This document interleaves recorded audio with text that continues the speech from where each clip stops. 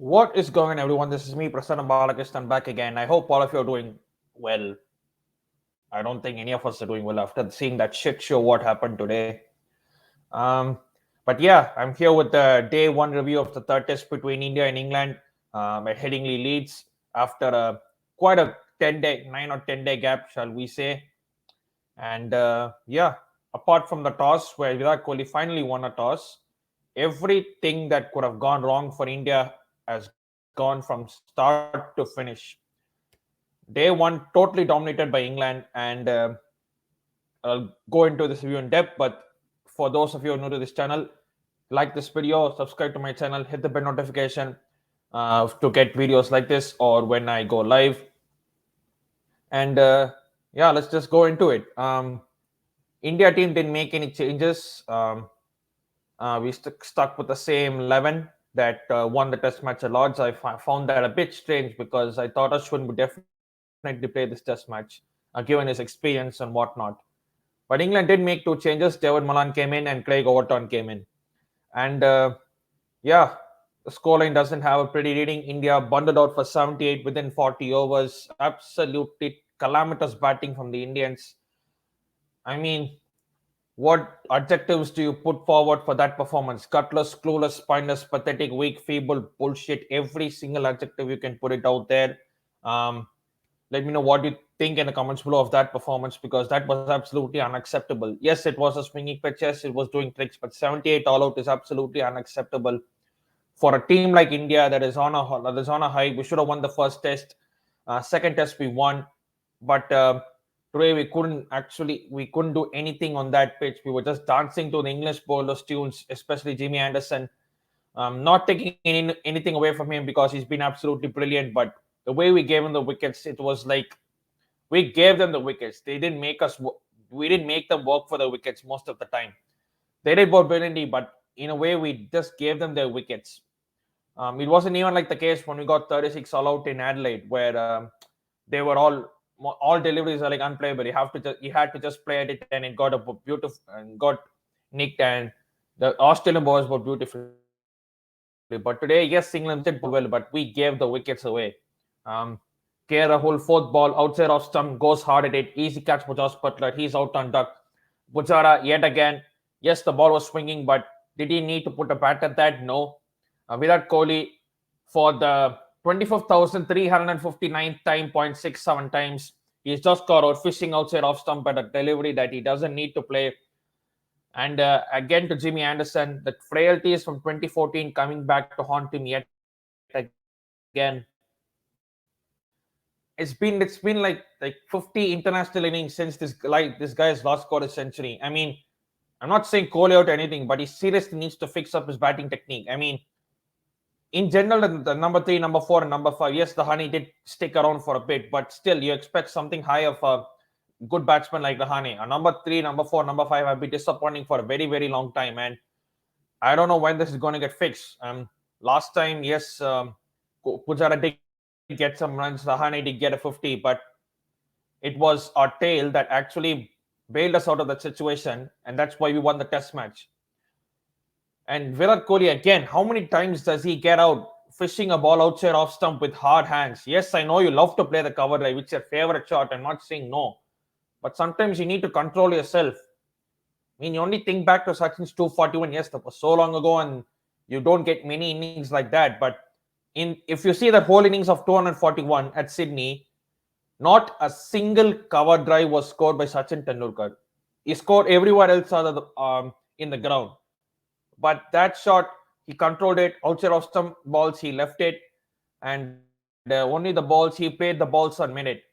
And that's what our batsmen should learn to play the balls on minute, not just fish out every single ball that is coming your way.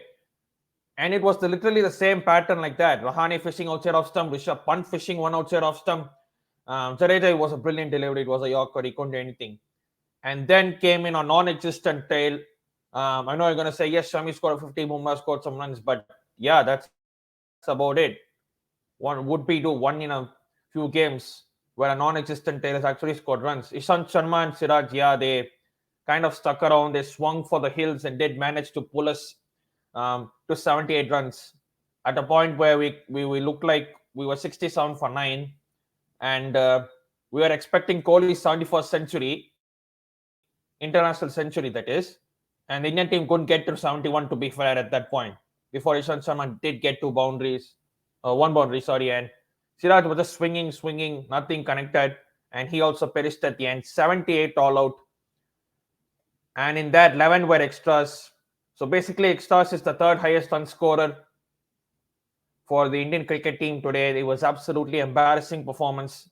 Take nothing away from the England bowlers, they were absolutely brilliant. James Anderson, as you look at those figures, 3 for 6 of 8 overs.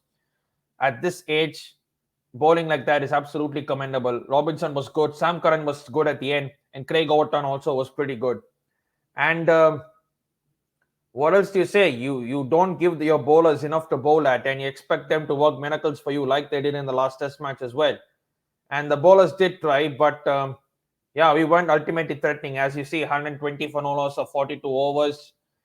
England lead by 42 on the first day itself, and we only played the first innings. So Roddy Barnes hardly looked in discomfort. Hasib Amin looked himself like, and they still got the likes of David Malan, Joe Root, Basto, Butler, Moeen Ali, Sam Curran. Oh, I really don't know what to say. I mean, it's I don't want to go over the top and give a rant and something, but I'm just saying what it is. These type of performances are not acceptable, and for a team like India, um, these some freakish results happen. They are on the way, but no one's telling these things cannot. These things should not. These things won't happen um, in a game of sport. One day you'll score high runs, one day you won't score any runs. That's the nature of sport. But the way we losses happen, but the way we absolutely just gave in to the England bowlers, that was totally unacceptable. What we ask for from the team every single time is fight, passion, desire, intent, intensity, and Indians showed nothing today. Rather, just two positives for today. Before we we'll just look at the England scorecard once. Nothing much to look at, and the bowlers did try hard, but only Bumrah kind of did not go for that many runs as per se, because other bowlers, as you can see, clearly went for 3.5 and above. Where else do we end on this? I mean, only two positives of today. And Virat Kohli won a toss finally. Would we do? And Siraj did give one back to the crowd when the crowd were chanting, "Siraj, what's the score? Siraj, what's the score?" He turned back and said, "India 1, England nil." I mean, that was probably the only positive for today. Otherwise, there's nothing much to be positive about. Day 2, 3, 4, 5 coming. Absolutely zero forecast of rain. And what we India need to do first thing in the morning? I don't need to say any more than that, to be fair. And I don't think we should give up, but the situation does look a bit grim now. If we avoid an innings defeat, that kind of seems like an achievement. But stranger things have happened in cricket. We saw England get out for 67 at Leeds, just in the Ashes, and then turn it around miraculously. But those things don't happen every single time. That Tim Payne wasted a review, Nathan Lyon wasted an easy run out, and Ben Stokes played a 1 in a million innings that you won't see pretty often. But yeah, let's just hope, and we can only hope that things get better tomorrow, and we can pick up 2 or 3 early wickets at the start of the day to get some momentum for us back into the game, because otherwise we are looking at an embarrassing scoreline. It is embarrassing already. We were talking amongst ourselves in groups whether we can actually give a winning declared, because that's what we do in street cricket. If